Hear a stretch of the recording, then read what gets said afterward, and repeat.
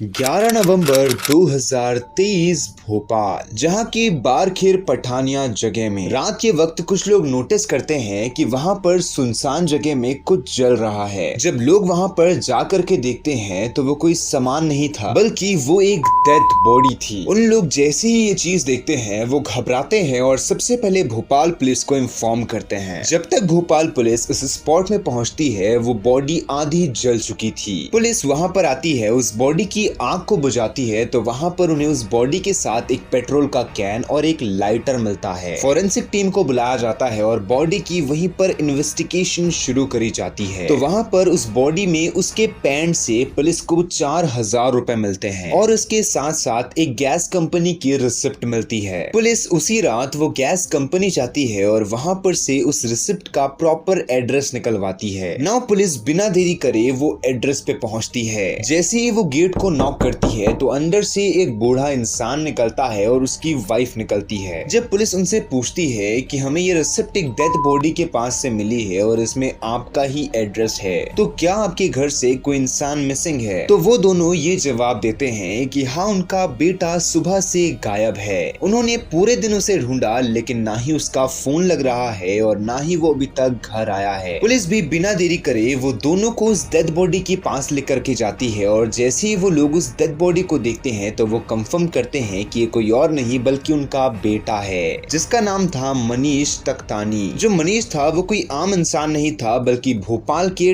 Top 10 richest businessman में से एक था। मनीष का प्लाईवुड का कारोबार था और इसकी फैमिली काफी ज्यादा फाइनेंशियली स्ट्रॉन्ग थी। इसके घर में इसके माँ बाप थे और इसकी वाइफ जिसका नाम सपना था और इन दोनों की एक छोटी सी बेटी थी। अब जो पुलिस थी उनके ऊपर प्रेशर काफी ज्यादा था तो वो तुरंत उसी वक्त इन्वेस्टिगेशन करना शुरू करती है। सबसे पहले वो उस बॉडी को पोस्टमार्टम यानी कि ऑटोप्सी के लिए भेजती है और जहां पर वो डेथ बॉडी मिली थी लगभग उसी के 10-15 किलोमीटर के रेडियस में वहां पर उन लोगों को मनीष की सेंट्रो गाड़ी भी मिल जाती है और इस गाड़ी के अंदर कुछ खून के दाग लगे हुए थे और मनीष का सेलफोन भी उसी के अंदर था। अब ये सब इन्वेस्टिगेशन के बीच में ही पुलिस को पोस्टमार्टम की रिपोर्ट मिल जाती है। उस रिपोर्ट में साफ साफ ये मेंशन था कि जो मनीष है उसे 2 गोली मारी गई है, पहली उसकी चेस्ट में और दूसरी उसके पेट में, जिसके बाद कोई भी इंसान उसकी बॉडी को पहचान ना पाए करके उसे सुनसान जगह में जलाने की कोशिश करी गई है। अब जैसे ही पुलिस ये चीज समझती है तो उन्हें लगता है कि हो सकता है किसी से मनीष की दुश्मनी हो जिसने ये सारी चीजें करी। पुलिस मनीष के साथ काम करने वाले सभी लोग, उसके सारे बिजनेस पार्टनर और दोस्तों से मिलती है, लेकिन जब इतने सारे लोगों से इंटरोगेट किया जाता है तो सबका आंसर एक ही था कि जो मनीष है वो काफी ज्यादा अच्छा इंसान है, उसकी किसी से भी कोई दुश्मनी नहीं है। लेकिन जो पुलिस थी उन्हें ये चीज समझ में ही नहीं आती कि जब कोई दुश्मन ने ऐसा नहीं किया तो हकीकत में ये किया तो किया किसने।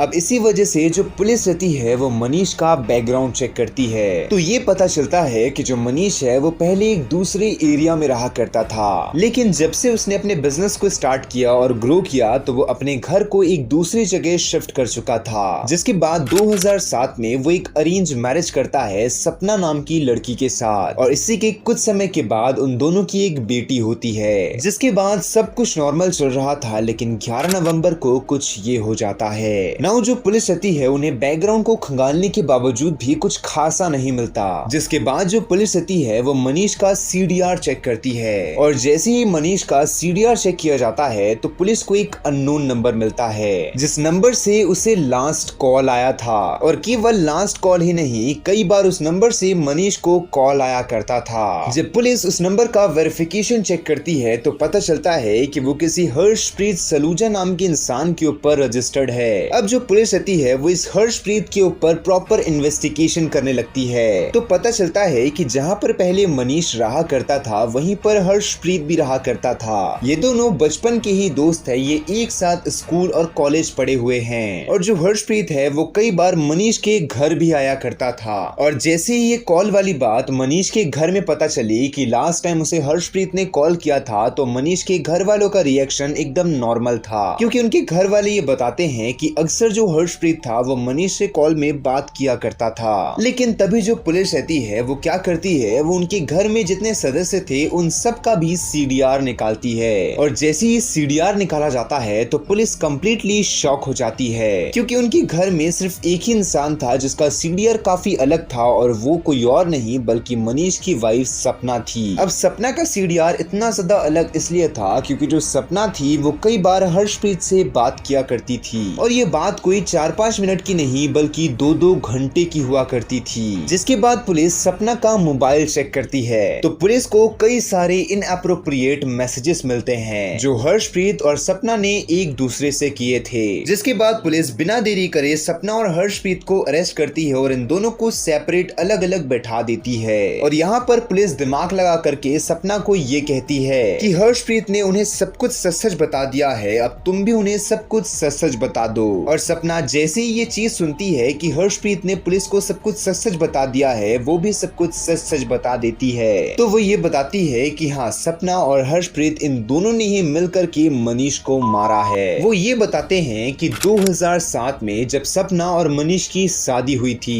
उसी वक्त से जो हर्षप्रीत था वो मनीष के घर आया करता था। तो जो सपना और हर्षप्रीत थे ये दोनों की काफी ज्यादा मुलाकात होने लगती है और यहाँ पर जो सपना थी वो अपने हस्बैंड से बोर हो चुकी थी और इसी चीज की वजह से जो हर्षप्रीत और सपना था ये दोनों के बीच का अट्रैक्शन बढ़ जाता है। ये दोनों में पहले काफी अच्छी दोस्ती होती है और वक्त के साथ साथ ये दोस्ती प्यार में बदल जाती है। जिसके बाद ये दोनों अकेले में कई समय बिताया करते थे, इंटीमेट हुआ करते थे।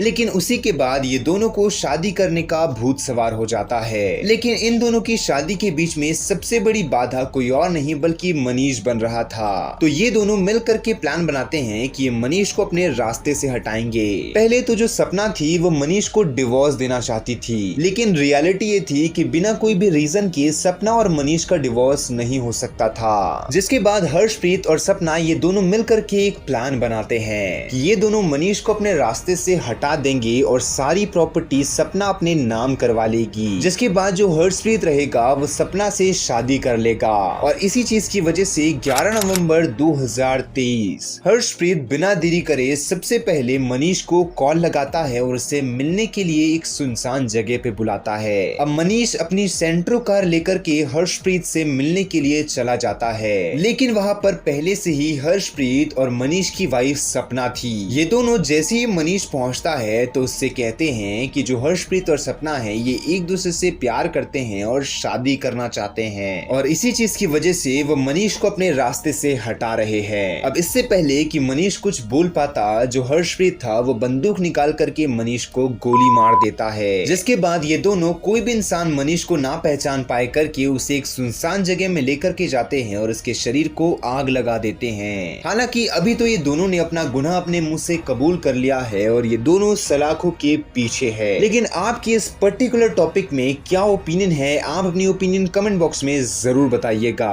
बाकी आप ऐसे ही क्राइम डॉक्यूमेंट्रीज देखना चाहते हैं तो हमारे चैनल को सब्सक्राइब करके बेल आइकन कॉल पे सेट करना मत भूलना। मैं मिलता हूँ आप लोगों से नेक्स्ट वीडियो में।